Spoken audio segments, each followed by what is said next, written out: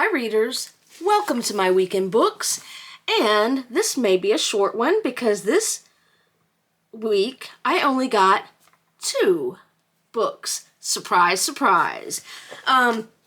Also, witchy month is over. I guess it was really a witchy fortnight, and but I had a really good time with it, and I will probably possibly do a recap video of Witchy Fortnight. So let's talk about first what I got this week. Again, just 2 books. The first one I got was Late Bloomer by Mazey Eddings, and I don't know where I found this, but I bought it because I did like the cover, and it has a North Carolina connection. I've never read anything by Mazey Eddings before. Winning the lottery has ruined Opal Devlin's life. After quitting her dead-end job where she earned minimum wage and even less respect, she's bombarded by people knocking at her door for a handout the second they find her bank account is overflowing with cash. And Opal can't seem to stop saying yes. With her tender heart thoroughly abused, Opal decides to protect herself by any means necessary, which to her translates to putting almost all her new money into buying a failing flower farm in Asheville, North Carolina, to let the flowers live out their plant destiny while she uses the cabin on the property to launch her artistic career.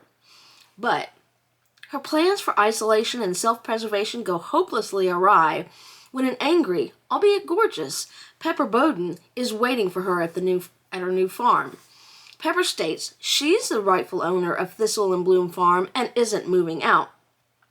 The unlikely pair strike up an agreement of cohabitation and butt heads at every turn.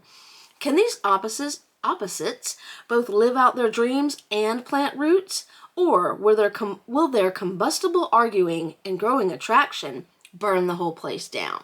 So, enemies to lovers. This will be probably light sometime when I need a light read. Right now I'm going all dark. And speaking of dark, the final book that I bought this week was Eliza Clark, Penance. This was unplanned. You know, I'm easily susceptible to people's posts on Patreon or Instagram or wherever. But somebody posted about this on Thursday, and I was like, oh yes, Thursday or Friday. Oh yes, I have to have this. So, this is actually going to be my next read. By the time this video posts, I might have already said that I was going to read this. I was waiting for it yesterday, and it didn't come in time. I'd already started another book, and I didn't want to put that book down because I knew I wouldn't pick it back up again. But on a beach in a rundown seaside town on the Yorkshire coastline, 16-year-old Joan Wilson is set on fire by 3 other schoolgirls. Nearly a decade after the horrifying murder, journalist Alex Z. Corelli has written the definitive account of the crime, drawn from hours of interviews with witnesses and family members, painstaking historical research, and, most notably, correspondence with the killers themselves. The result is a riveting snapshot of lives rocked by tragedy and a town left in turmoil. But how much of the story is true? Then that's the end of the blurb that talks about how great this is. It says, compulsively readable, provocative, and disturbing, which I'm all about that right now.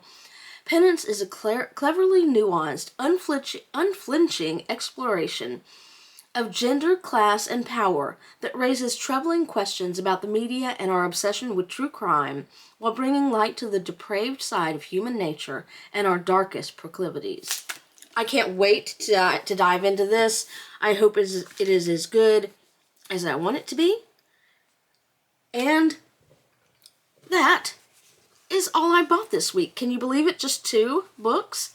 Anywho, today I will be recording a number of other videos for the week. I'm doing a special video to launch Tuesday for someone's birthday. And I will be doing an author spotlight. unplanned author spotlight. Something was announced last week that really hit me hard and made me very sad. Like, I almost teared up at work and I had to stop thinking about it. So, really kind of threw me into a funk over, Wednesday evening and Thursday evening. But I'm going to do an author spotlight about that. And then I may do a witchy recap of Witchy Fortnight. Anywho, that is all I have for my week in books. I wish you a great week in books, and we'll see what happens next week. I get paid, so might be more than 2. Anywho, that's it for me. Happy reading!